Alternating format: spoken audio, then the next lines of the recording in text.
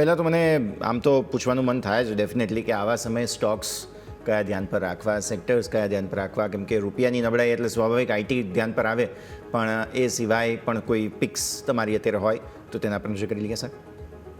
જી યશજી, આપણે જો PSU banks પર આપણે બોલીશ હતા અને આપણે 7230 7300ની આસપાસથી આપણે જે પીએસયુ ઇન્ડાઇસીસમાં આપણે જે મૂવ પકડ્યો હતો અને એમાં કરીબન 18% આસપાસનું રિટર્ન બન્યું હતું.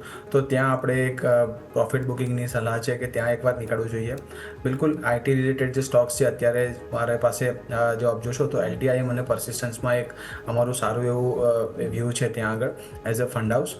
અને આઈટી સ્ટોક્સમાં ઓવરઓલ આપણે એક બોલિશનેસ જોવા મળે છે, પણ આઈટી ઇન્ડેક્સમાં પણ એક એવો પ્રોબ્લેમ છે કે જ્યાં અત્યારે 200 SMEની આસપાસ જે ઇન્ડાઇસીસ છે ત્યાં આવી ગયું છે અને જે લાસ્ટ ટાઈમની ગેપ ઝોન હતી એ ગેપ ઝોનને ફિલ કરી રહ્યું છે. તો હોઈ શકે કે ત્યાં થોડુંક આપણને હજુ પણ એક કન્સોલિડેશન જોવા મળે. ત્યાં નવો ઘટાડો કદાચ નહીં જોવા મળે, પણ ત્યાં એક કન્સોલિડેશન જોવા મળશે. તો હાલ ફિલહાલ જે ઇન્ડાઇસીસની મૂવમેન્ટ છે અને જે રીતે અત્યારે માર્કેટ બિહેવ કર્યું છે, તો અત્યારે એઝ અ ફંડ હાઉસ અમારું વ્યૂ છે કે એકવાર માર્કેટ સ્ટેબલ થઈ જાય, 5 તારીખની પોલિસી આવી જાય અને એના પછી આપણે કોઈ ડિસિઝન લઈએ સ્ટોક સ્પેસિફિક તો સારું રહેશે.